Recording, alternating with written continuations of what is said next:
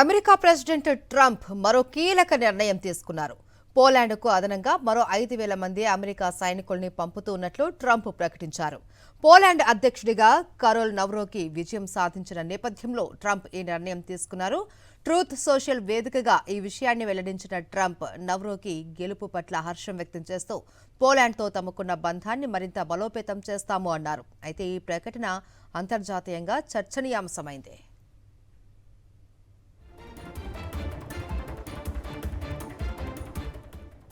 సాధారణంగా యూరప్లో ఎలాంటి సైనిక చర్య జరిపినా నాటోతో సంప్రదింపులు జరపాలి. కానీ అమెరికా చర్చించకుండానే ఈ నిర్ణయం తీసుకోవడంపై నాటో ప్రతినిధులు, పోలాండ్ అధికారులు విస్మయం వ్యక్తం చేస్తున్నారు.